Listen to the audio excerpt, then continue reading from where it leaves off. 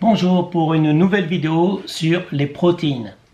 Les protéines, c'est ce qui nourrit les muscles. Les protéines sont très importantes pour un bon régime alimentaire, mais vous ne devez pas oublier les glucides et les lipides. Et elles sont nécessaires également. L'important, c'est de manger suffisamment de protéines et faire attention au nombre de glucides et de lipides. C'est-à-dire les glucides, ce sont les sucres, et les lipides, ce sont les graisses. Il y a des bons sucres et des mauvais sucres. Les bons sucres, ce sont les sucres lents, ce qu'on trouve par exemple dans les pâtes, ce qu'on trouve également dans le pain. Les mauvais sucres, c'est par exemple le sucre blanc, c'est également le sucre qu'on trouve dans les boissons sucrées comme le Coca-Cola. Donc pour en venir aux protéines, voici les protéines que j'aime. Tout d'abord, il y a l'œuf. L'œuf, on peut le manger de différentes façons. Moi, je préfère l'œuf dur.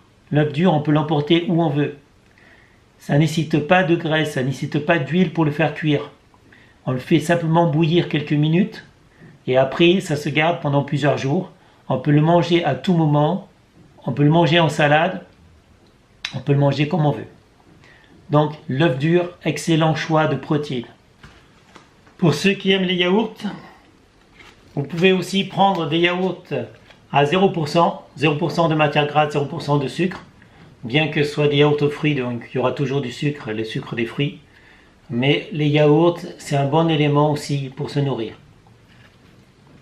Donc vous prenez la marque que vous voulez. Vous n'êtes pas obligé de prendre des yaourts à 0%. Le lait est un élément qui nourrit aussi bien que les œufs.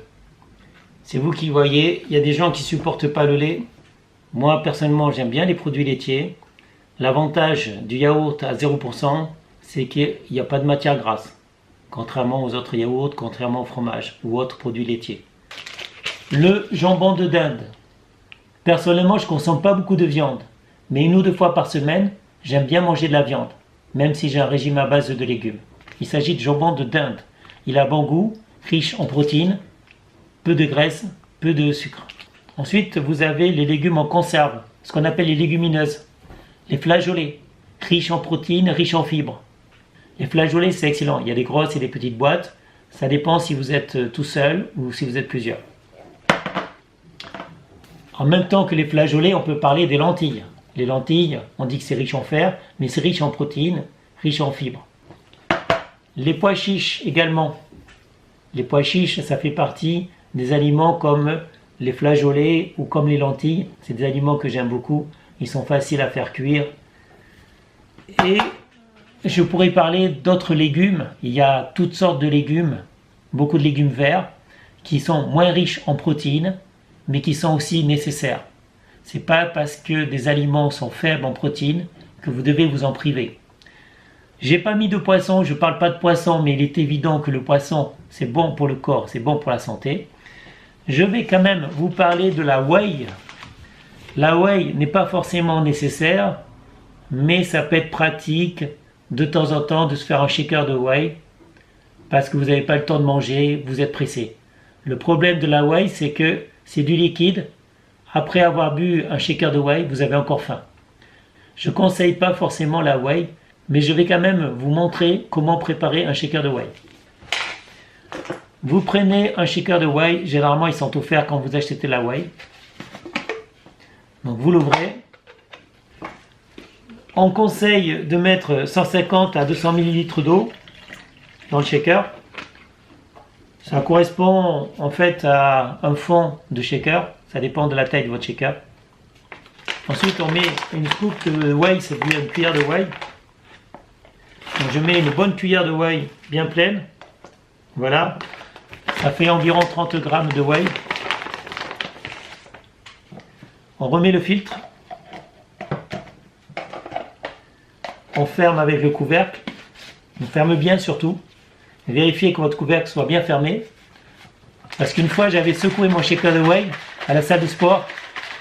Malheureusement, le bouchon n'était pas bien vissé. Et j'en avais mis partout. Donc, vous pouvez checker longtemps, remuer, secouer longtemps. Ou pas. Ça dépend de vous.